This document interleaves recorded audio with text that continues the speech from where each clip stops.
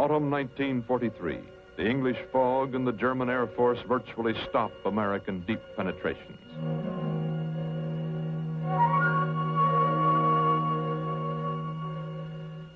An American correspondent attached to the 8th Air Force writes, "The fall fog is the first break the 8th Air Force has had in months. Men are about to crack.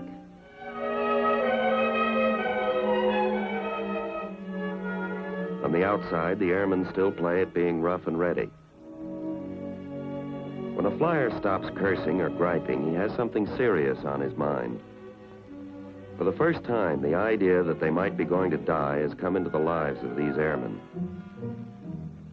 A waist gunner wrote, "I remember Christmas Day, 1943. We gave a party for a bunch of English kids and showed them around the base. I said to one of them, 'How would you like to see the inside of a bomber?' He said, 'Wizard yank,' and up he went. He poked around and said, 'It's truly a flying fortress.' Well, what could you say to him? The B-17 was a good plane, but it wasn't a fortress. Without fighter escort, it wasn't good enough over Germany. But you don't tell that kind of thing to kids.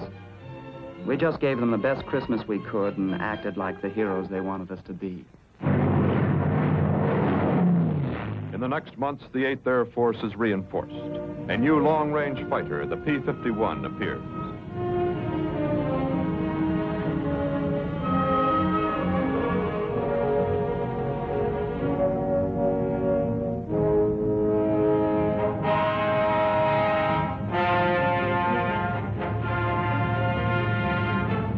New bombers are flown across the Atlantic.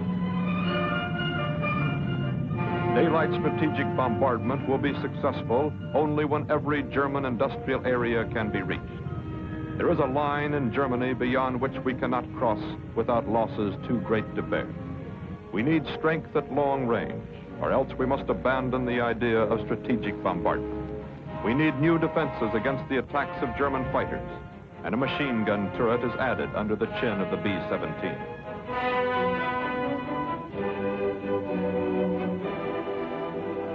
New crews replace those lost over Germany. The depth of our heavy attacks is dependent upon the escorting fighter planes. The speed and performance of American fighter planes is excellent, but their range is too short. Fuel tanks are improvised to hang from the bellies of the fighters. The planes are readied in the first months of 1944. The issue is still to be decided.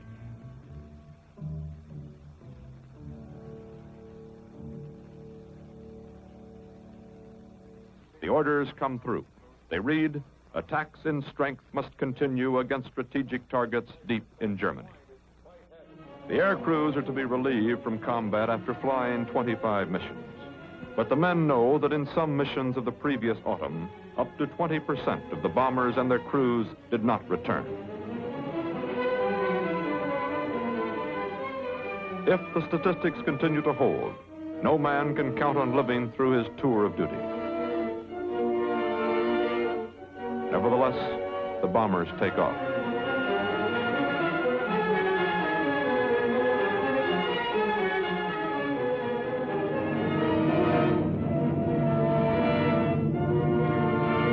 Now begins a new tactic in the battle for supremacy in German skies.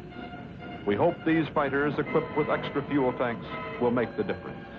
The fighters now have sufficient range to escort the bombers to and from the targets. They are our last best hope.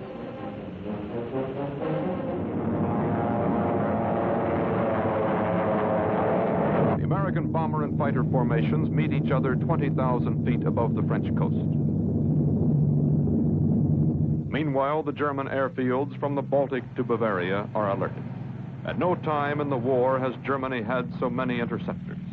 At no time in the war have German fighter defenses been so strong. German pilots know every weakness of the American planes and tactics. The Luftwaffe still holds air superiority over Germany. The Germans mass their air power to turn back the American invaders.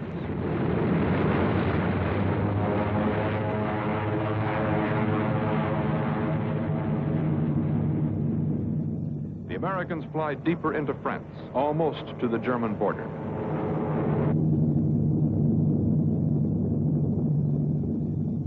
The German fighters, high over Karlsruhe, wait for the American bombers to come to them. Once the American fighters leave the bombers, the Germans will make their attack. Jocko leader to Cowhide leader. Bogey's 1 o'clock. High. Cowhide leader to all elements. Keep the formation tight. The Germans do not attack. They are bewildered. The escorting American fighters have not broken off. They are accompanying the bombers deeper into Germany than ever before. The bombers are approaching the target. The Germans are running out of fuel. If they are ever to make their attack, they must come in now.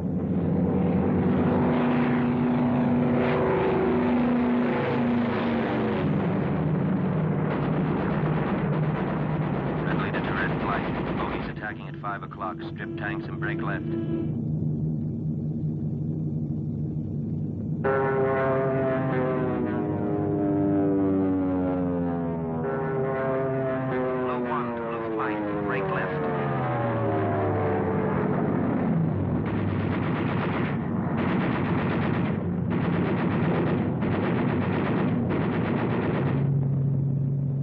The Germans are engaged and defeated by long-range American fighters.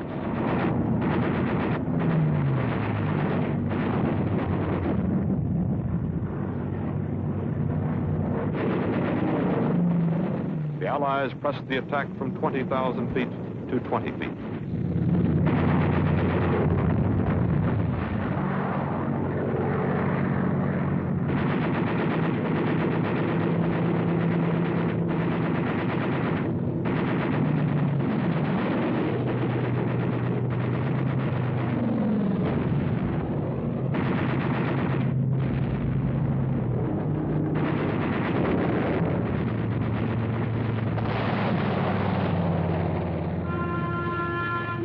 Once the skies have been cleared of German planes, the fighters strafe the anti-aircraft towers.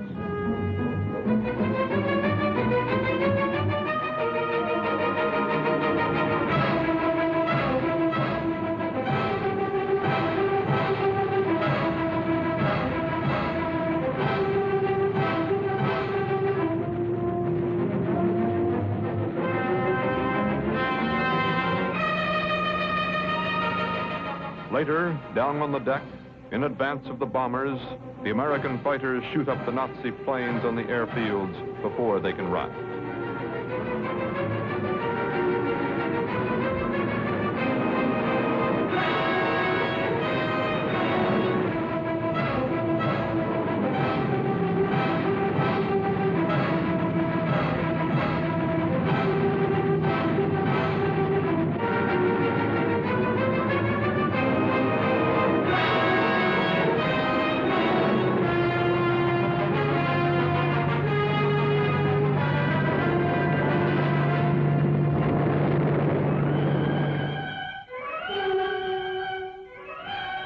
The Americans have broken the strength of the German aerial defenses.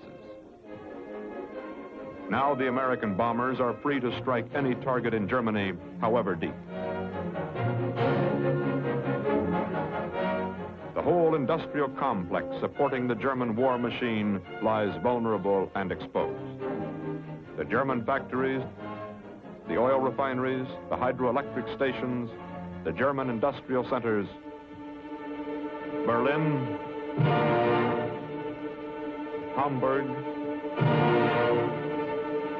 Leipzig, Hanover, Brunswick, Stuttgart. Every major city in Germany is bombed and bombed again.